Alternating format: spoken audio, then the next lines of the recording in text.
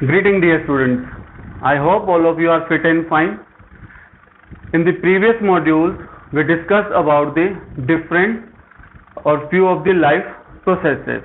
In the previous modules, we discussed about the nutrition and respiration.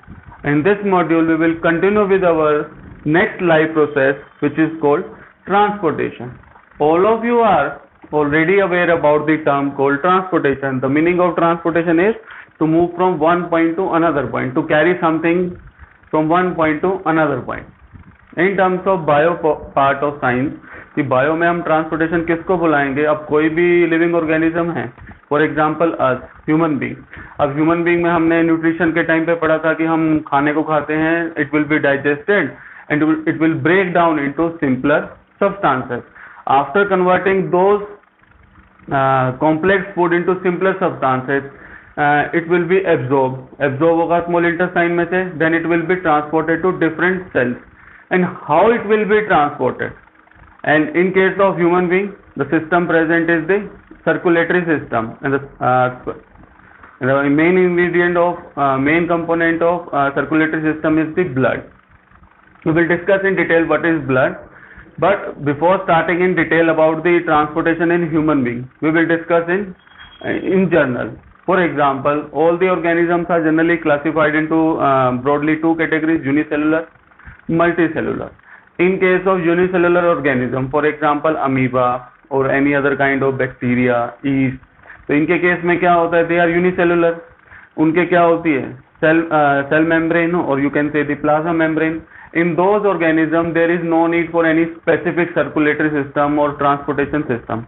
क्यों जरूरत नहीं होती उनके अंदर? क्योंकि वो क्या है? सिंगल सेल है, मेम्ब्रेन है, डिफ्यूजन ऑस्मोसिस की हेल्प से वो क्या कर लेंगे? अपने जो इंग्रेडिएंट उनको अपनी बॉडी के अंदर लेके आने हैं वो लेके आ जाएंगे, सेल के अंदर लेके आने. जो वेस्ट को बॉडी से बाहर निकालना है उसको वो बाहर निकाल सकते हैं. We also discuss during the respiration part कि ऑक्सीजन जो है एयर में ज़्यादा है या वाटर एक्वेटिक ऑर्गेनिज्म है तो बाहर ऑक्सीजन ज़्यादा है, उनकी बॉडी में कम है, तो इस तरह से वो डिफ्यूजन ऑस्मोसिस करके उसको अपनी बॉडी के अंदर ले आते हैं. So this is simple. There is no specific or specially designed transportation or circulatory system for the unicellular organisms, but in case of multicellular organisms, for example a human being, other animals, plants, there is specially designed circulatory system के अलग से tissues होते हैं, अलग से organs होते हैं जो क्या करते हैं? हेल्प करते हैं अलग अलग इंग्रेडिएंट को ट्रांसपोर्ट करने के लिए, either to remove the waste or to absorb the nutrient. तो उनके लिए एक स्पेशली डिजाइन सिस्टम प्रेजेंट होता है मल्टीसेलुलर के अंदर. If someone asks from you कि why there is specially design system, की अलग से एक स्पेशली डिजाइन सिस्टम की क्या जरूरत पड़ गई मल्टीसेलुलर के अंदर? The reason is same that we discuss during the respiration part, क्योंकि मल्टीसेलुलर ऑर्गेनिज्म जो होते हैं वो इतने बड़े होते हैं, उनकी एनर्जी डिमांड ज्यादा होती है. अगर हम स्पीडली ट्रांसपोर्ट नहीं करेंगे सेल्स के पास जो डिफरेंट कंपोनेंट हैं, गैसेज हैं या फूड पार्टिकल हैं, तो फिर वो क्या हो जाएगा? इतनी एनर्जी नहीं प्रोड्यूस कर पाएंगे हम जिससे हम क्या कर पाए? अपने जो हम काम कर सकते हैं दूसरे ऑर्गेनिज्म के कंपैरिजन में ज्यादा वो नहीं कर पाएंगे. So before going into the detail, I hope this meaning of transportation is clear to everyone. The difference in unicellular and multicellular is clear to everyone. Now first we will discuss about the transportation in human being. So before discussing about the function of heart in detail, we will discuss in general what are the different components for transportation in human being, or you can also say that circulatory system in human being. तो कौन कौन से component होता है? एक होता है blood vascular system, second I forgot to write, and the second is lymphatic system. तो blood circular system, blood vascular system, and second is lymphatic vascular system. तो दोनों का काम क्या है? आपको इंग्रेडिएंट को ट्रांसपोर्ट में, एक्सचेंज में, सेल्स के साथ उन दोनों में हेल्प करेगा. So first we will discuss in detail about the blood vascular system. In case of blood vascular system, अब ब्लड को है पूरी बॉडी में ट्रांसपोर्ट करना है, तो कौन कौन से सबसे मेन ऑर्गन जो है जो ब्लड को पूरी बॉडी में ट्रांसपोर्ट करने में हेल्प करेगा? That is the heart. Second component of blood vascular system is the blood, the fluid portion, जो पानी, प्लाज्मा, आरबीसी, डब्ल्यूबीसी मिला के जो ब्लड बनेगा वो सारी चीजों को कैरी करेगा और अलग अलग पार्ट्स में ट्रांसपोर्ट करेगा. Next is the arteries, veins and capillaries. कि ये चारों चीजें, तीनों चीजें मिला के क्या बनता है, blood vascular system. The pumping organ, कि जो ब्लड को पंप करेगा, similar to the motor which we use at our home to transport water at the roof, की छतों पे हमारा जो टंकी होती है उसमें पानी ट्रांसपोर्ट करने के लिए हम क्या यूज करते हैं, पानी की मोटर यूज करते हैं। और उसी तरह से हम हार्ट का भी सेम उसी तरह से काम है कि पूरी बॉडी में वो क्या करता है, ब्लड को ट्रांसपोर्ट करता है, पंप करता है। Second is blood and the third is arteries, when and capillary. ये तो है नहीं कि सिर्फ मोटर लगा दी तो पानी अपने आप चला जाएगा, तो उसके लिए हमको क्या लगानी पड़ती है, पाइप्स लगानी पड़ती है। तो सेम उसी तरह से हमारी बॉडी के अंदर अलग अलग पाइप तो नहीं बोलते, the specific name for those is arteries, when, capillary. काम वो भी वही कर रही है जो हमारे घर पे मोटर के साथ पाइप अटैच होती है, उसमें से पानी जाता है। यहाँ पे क्या होगा, ब्लड किस में से ट्रांसपोर्ट होगा, आर्टरीज में, वेन में से और कैपिलरीज में से। So first thing is the pumping organ which is called heart. तो हार्ट अलग अलग चैम्बर्स के होते हैं, ठीक है। मतलब कई ऐसे एनिमल होंगे जिसमें 2 चैम्बर होंगे, कई ऐसे एनिमल हैं जिसमें 3 चैम्बर होंगे, कई ऐसे होंगे जिसमें 4 चैम्बर होंगे, मतलब 4 कंपार्टमेंट्स जिसमें अलग अलग तरह से ब्लड मूव करता है। For example fishes, they are only 2 chambered heart. Amphibians, frog, toad, they have 3 chambered heart. Reptiles, birds and mammals, they have 4 chambered heart. The detail of this, what are these chambers and why they are 2 or 4 chamber, we will discuss during the detailed discussion of heart.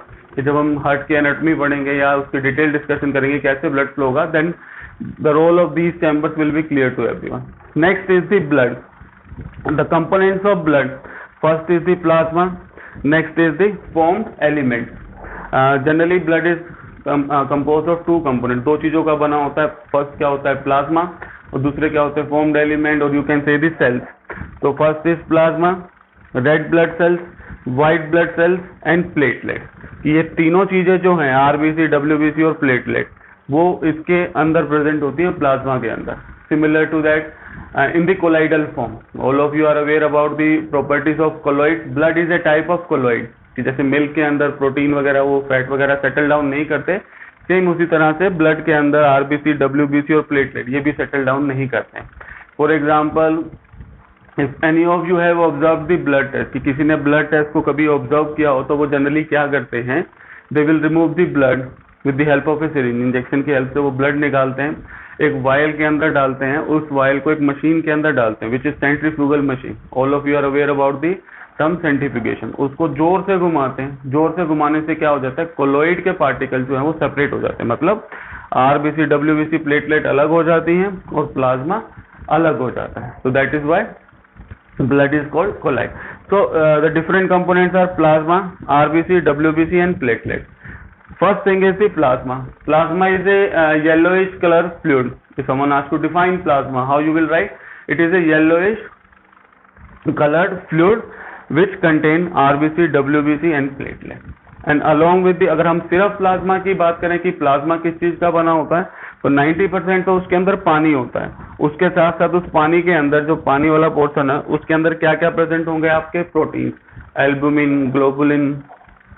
Second, उसके साथ साथ जो हमारे salt और minerals होते हैं, sodium ion, potassium ion, calcium ion, all those.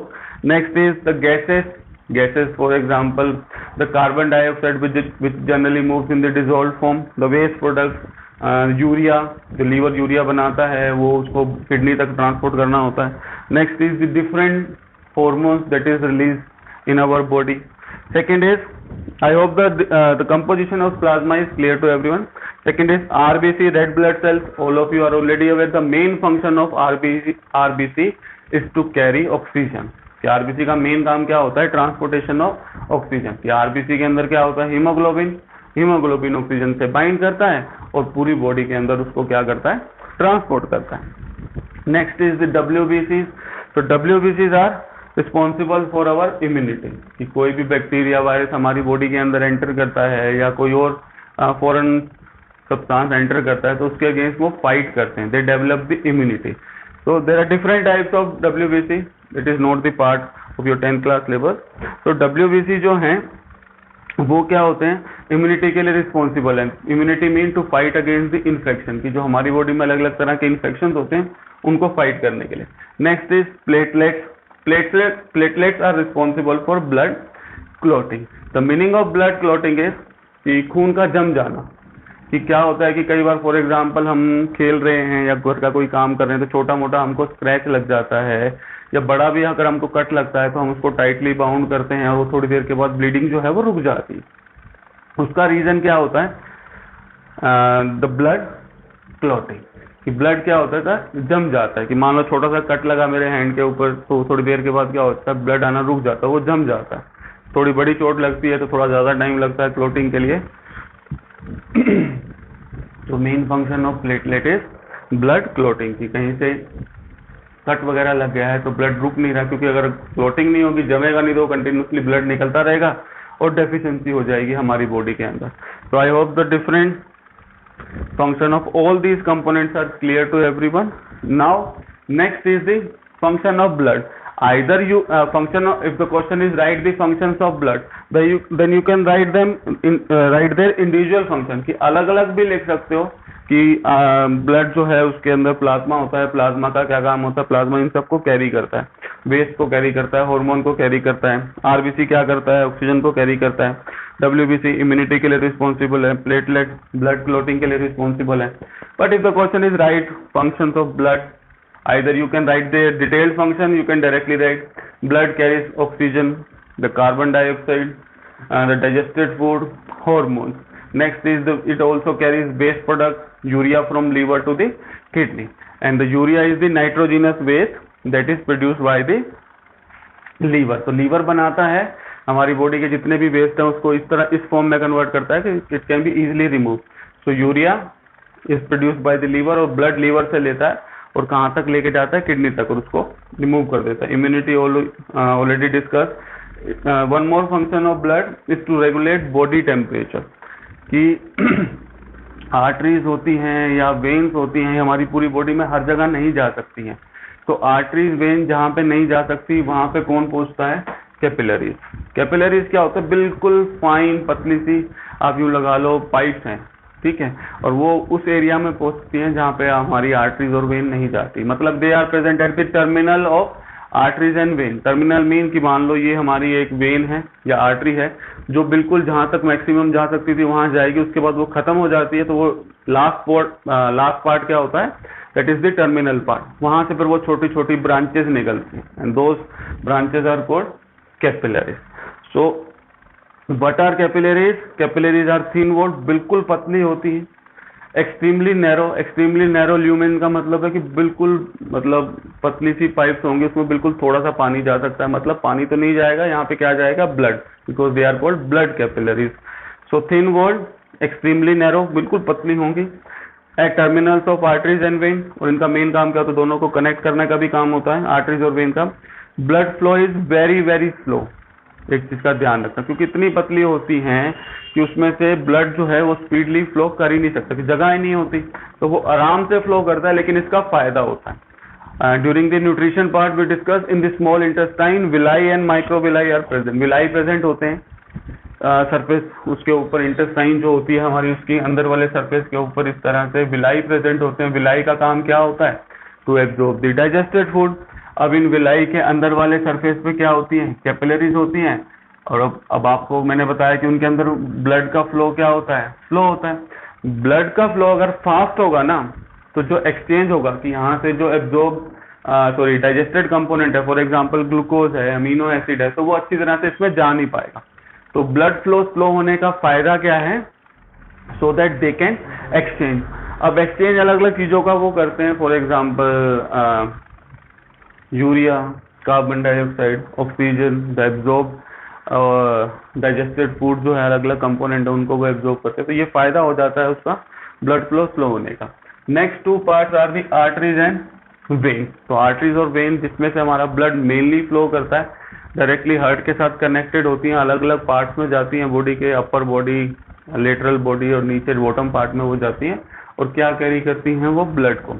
अब हमारी बॉडी के अंदर दो तरह का ब्लड मूव करता है, एक होता है ऑक्सीजन वाला ब्लड जिसको हम बोलते हैं ऑक्सीजनेटेड ब्लड, और एक होता है बिना ऑक्सीजन वाला ब्लड मतलब डीऑक्सीजनेटेड ब्लड। इसका मतलब ये होता है कि ऐसा ब्लड जिसने लंग्स से ऑक्सीजन को कैरी किया हुआ है, तो मतलब ब्लड का वो वाला पोर्शन जिसमें ऑक्सीजन की कंसेंट्रेशन ज्यादा होती है that is called oxygenated blood, और वो वाला ब्लड का पोर्शन जिसमें ऑक्सीजन का कंसेंट्रेशन बहुत ज्यादा कम होती है और कार्बन डाइऑक्साइड की कंसेंट्रेशन ज्यादा होती है that is called deoxygenated blood. तो ये डिफरेंस है ऑक्सीजनेटेड और डीऑक्सीजनेटेड के अंदर।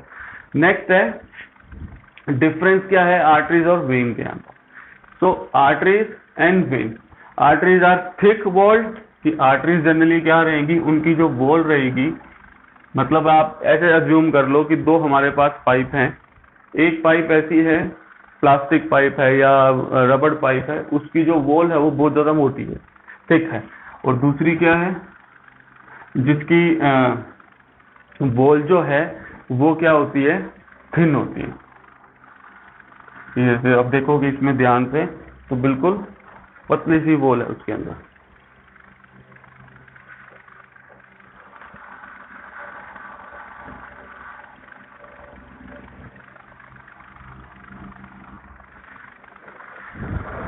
सो आर्टरीज हैव थिक, मोटी उसकी वॉल होगी, मतलब जो जिससे वो बनी है, इलास्टिक होगी मतलब खिंच सकती है, कि मतलब जैसे रबड़ की पाइप होती है तो उसमें आप बलून है जैसे उसको आप एयर ब्लो करोगे तो वो एक्सपेंड कर सकता है, तो थोड़ा बहुत आर्टरीज क्या कर सकती हैं, एक्सपेंड कर सकती है, मतलब वो इलास्टिक होती है।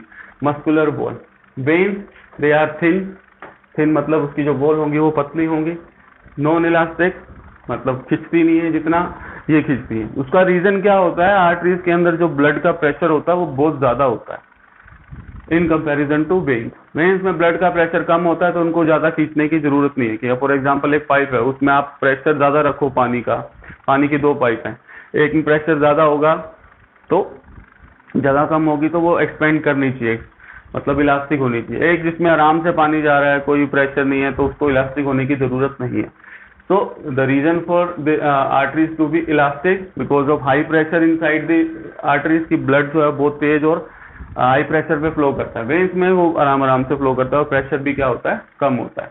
Second is they have narrow lumen. Narrow lumen का मतलब कि अंदर की जो थिकनेस है, ये अगर आप डायमीटर की बात करो तो दिस इज कॉल्ड ल्यूमेन, तो वो बहुत वेन्स के कंपैरिजन में क्या होता है, कम होता है। और वेन्स जो होता है उनका जो ल्यूमेन होता है वो वाइड होता है, मतलब अंदर से वो ज्यादा होता है। That we already discussed, the flow of blood is very fast in case of arteries, क्योंकि उसमें प्रेशर ज्यादा होता है। वेन्स के अंदर ब्लड का फ्लो जो है वो स्लो होता है क्योंकि उसमें प्रेशर कम होता है। Next is the most important point in case of arteries, arteries carries blood away from the heart. कोई भी आर्टरी हो वो हमेशा क्या करती है, ब्लड को हार्ट से दूर लेके जाती है। When we discuss the double circulation or working of human heart, that will be clear to you. तो आर्टरी क्या करती है, ब्लड को हमेशा हार्ट से दूर लेके जाती है, और वेन क्या करती है, it always bring the blood towards the heart. वो करती क्यों है, क्योंकि हार्ट जो है उसके अंदर जो ऑक्सीजन वाला ब्लड आता है उसको वो लेके जाती है पूरी बॉडी के अंदर। Means it arteries carries oxygenated blood and veins वो हार्ट की तरफ क्यों लेके जाती है, ताकि हार्ट उनको लंग्स के पास भेज दे बिना ऑक्सीजन वाले ब्लड को। तो it carries deoxygenated blood, that is why बिना ऑक्सीजन वाला ब्लड कहाँ तक आता है, वेन्स के पास। वेन्स किसके पास लेके आती है, हार्ट के पास। तो वेन्स हमेशा अपने पास लेके आती है, but there are two exception in case of arteries carries oxygenated blood except pulmonary artery carries deoxygenated blood except pulmonary vein. Wherever you find this word pulmonary means it is related to the respiratory system, means lungs से related है। तो जहाँ पे भी pulmonary word आएगा तो आप समझ जाना कि वो vein या artery कहाँ पे जा रही है या कहाँ से आ रही है, lungs के पास से। So I hope this basic introduction of transportation in human being is clear to everyone कि कौन कौन से सिस्टम होते हैं। ब्लड वेस्कुलर सिस्टम होता है, lymphatic we will discuss in the next few modules. तो ब्लड वेस्कुलर सिस्टम, हार्ट है, ब्लड है, आर्टरी, वेन और कैपिलरीज हैं। क्या क्या ये काम करते हैं, अलग अलग कंपोनेंट। इम्यूनिटी के लिए WBC रिस्पॉन्सिबल है। इन जनरल फंक्शंस क्या हो गए, oxygen, carbon dioxide, digested food, hormones, waste product, इन सबको कैरी करता है ब्लड। इम्यूनिटी के लिए रिस्पॉन्सिबल है, फाइट करेगा इन्फेक्शन से। Regulate body temperature to maintain with the help of capillaries. अब आर्टरीज और वेन में डिफरेंस है। I think this is clear to everyone. If you still have any doubt you can ask in the comment section. So thank you students.